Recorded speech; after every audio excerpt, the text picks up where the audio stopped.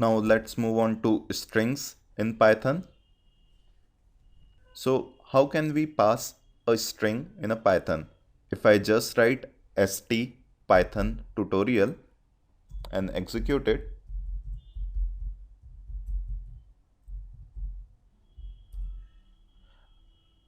I'm getting an error because we need to pass strings in double quotes or single quotes.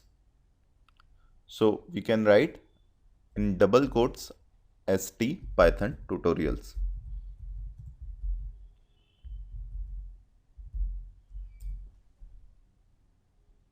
Here we use double quotation marks. You can also use single quotes to pass a string, but sometime your string may contain single quotes in between. So therefore it is recommended to use double quotes while passing strings. Just like numbers, we can also assign this string to some variable. So we can write str1. Here str1 is our variable and we are assigning value stpython tutorial.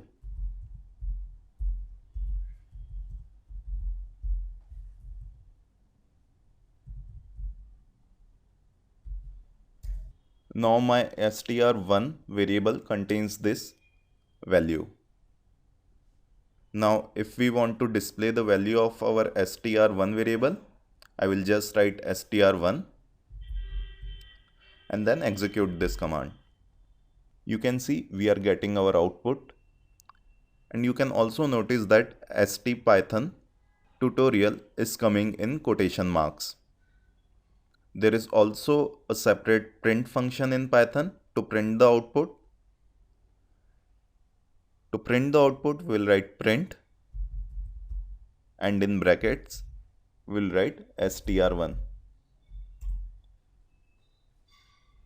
You can now notice that there is no quotation marks and now the values are printed and they are not a part of output.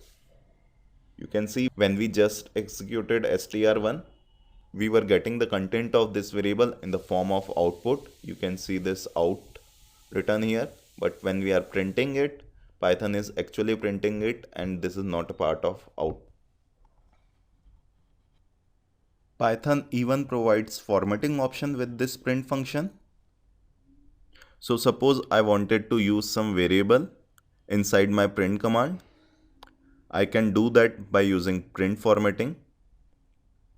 For example, in our previous example, in the phrase stpython tutorial, I wanted to pass variable x, which will take value python or r depending the value.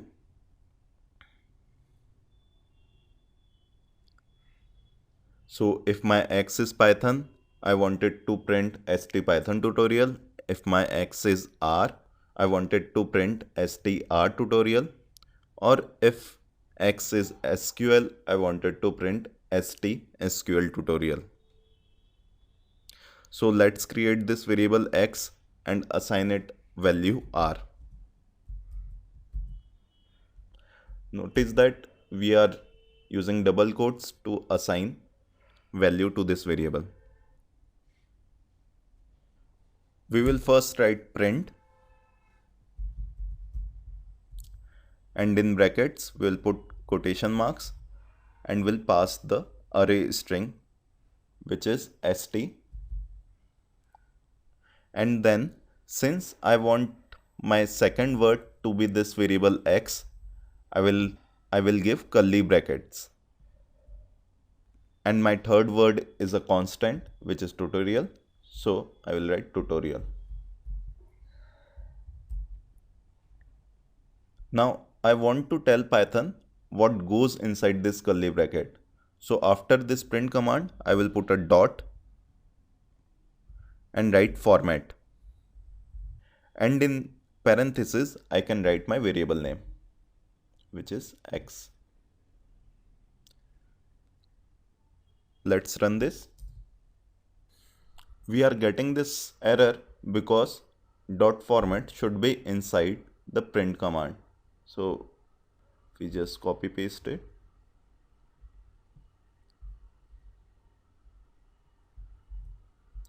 Yeah, and now if we execute it, you can see we are getting str tutorial. If I change my value of x to SQL and then again run this print command, you can see now since our x is SQL, the output statement is STSQL tutorial. So what happening here is the curly bracket in print command tells Python to take the value of variable that is mentioned in the dot format parenthesis. If I want, I can also pass two or more than two variables. The syntax will remain the same in that case. And you have to mention the variable names in dot format in the order you want them to be filled in the curly bracket. So if we just write print and in bracket we'll write st,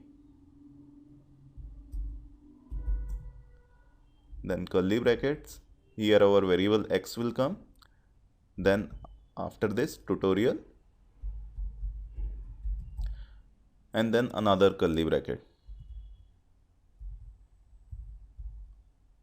and in dot we can write x and the variable we created earlier, that was var1. If we execute this, you can see our var1 variable was containing 14. So our printed string is STSQL tutorial 14. Now let's discuss some important functions related to strings. The first function is length function. It helps us to find the length of our string. The syntax of length function is len. Now if we want to check the length of our str1 variable, we can just mention str1 inside parenthesis after length. You can see the length of our variable str1 is 18. Also note that space is also a character, so this length 18 is count of all the characters including spaces and other punctuation marks as well. Another string function which we frequently used is replace function. You must have used replace function in Word or Notepad, where you search the word and then replace that word with a new word. Replace function in Python works exactly the same. You have to give two words. First, the word you want to search, and second, the word you want to replace it with. So let's again print our str1 variable. Right now, my str1 contains stpython tutorial.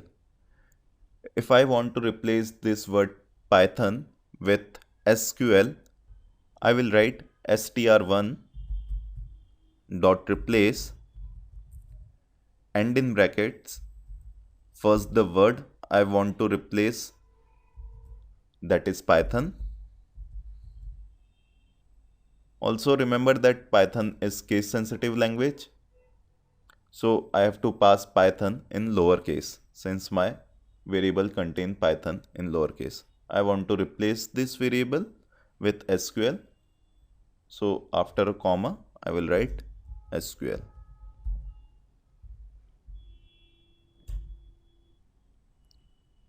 You can see that the word Python has now been replaced with SQL. I can also save this value in another variable. So let's save this value in another variable called x.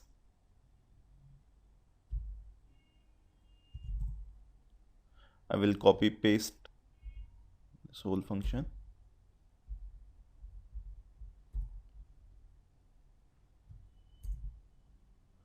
If I print x,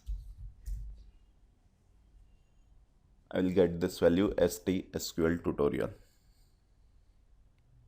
Now let's move on to string indexes and string slicing. You can see a string is a collection of several individual characters. For example, in our variable x, s is a single character, t is a single character, and our whole string is a collection of such characters. These characters are present at specified position in our string. So for example, s is present at the first position, t is present at the second position, and similarly we have a space at the third position. We can extract these individual characters from our variable by specifying their positions.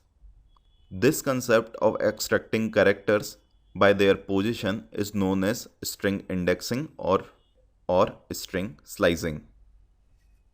One thing to note here is that in Python, indexing starts with 0. So our character s is present at 0th index, t is present at first index, and space is present at 2 index. So if I want to extract the character which is present at the first index, I will just write our variable name, which is x, and in a square bracket I will mention the index, which is 1.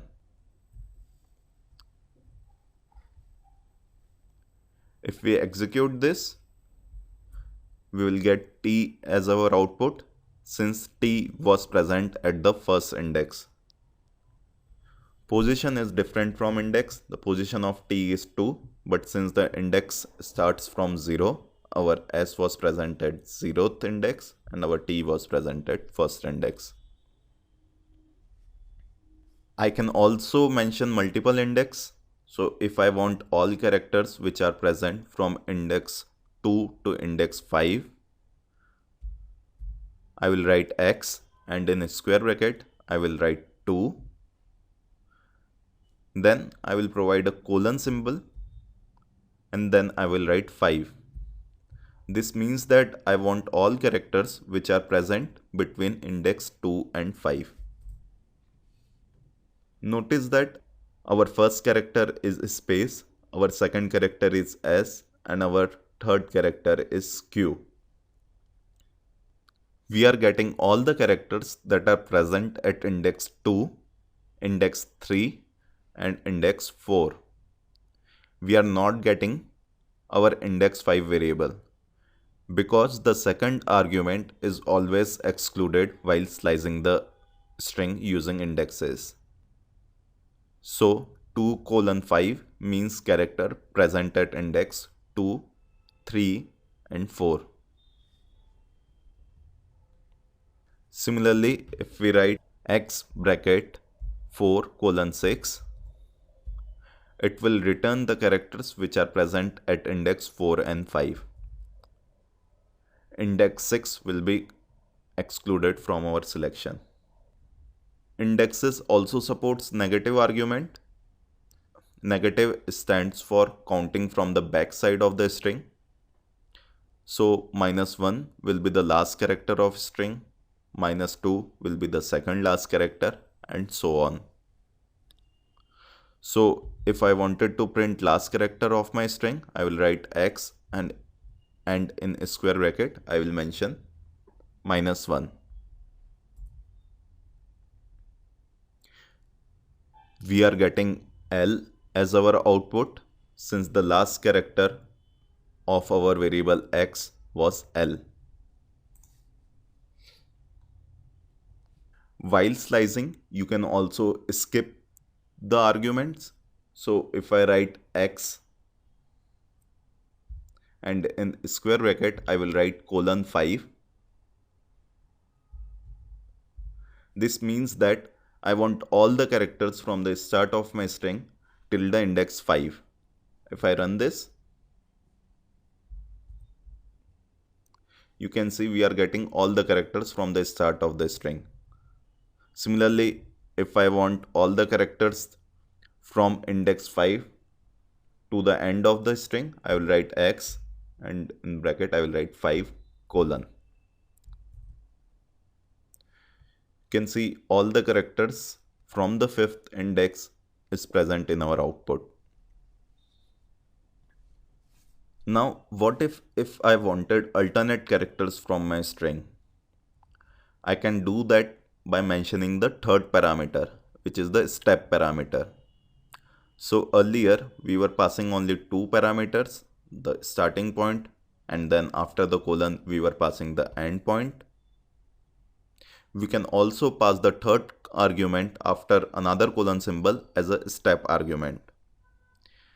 So if I write x, and in square bracket I will write 2:10. This means I want all the characters from index 2 to index 9. Remember, index 10 is excluded. But if I write 2:10:2, this means I want characters with step as 2. So I will be getting characters present at index 2, and since our step is 2, it will directly jump to index 4 and then to index 6 and then to index 8. If I run this, if I print my x just to compare our output, you can see our character at index 2 was space, character at index 4 was Q, then character at index 6 was again space, and then character at index 8 was U. Similarly, if you want to change this step size to 3, 4 or anything, you can do that. One thing you may have noticed is that we are not defining variables while creating the variables. As with the other programming languages such as C, SQL or C++, we don't have to define variable types in Python. Python will automatically assign the type depending on the value present in that variable. So if you are passing variable x as 1, Python will automatically assign x as an integer. If you are passing x as an string, it will automatically assign x as an string. Or if you are passing it as a decimal point, it will get a floating point type. To know the type of variable, we can use type function. We just have to write type and in parenthesis write the variable name. Here we will write x and we should get a string as our output. You can see the type of our variable x is str. Similarly, if we get the type of our variable, that is variable 1, we are getting int since our variable 1 was containing 14 as a value. Now, if we assign variable 2 a value of 5 divided by 2, and we print this variable 2, you can see that variable 2 is taking a value 2.5. If we want to get the type of this variable 2, we will write type and in bracket we'll write variable 2. We should be getting floating number as decimal is present in our value.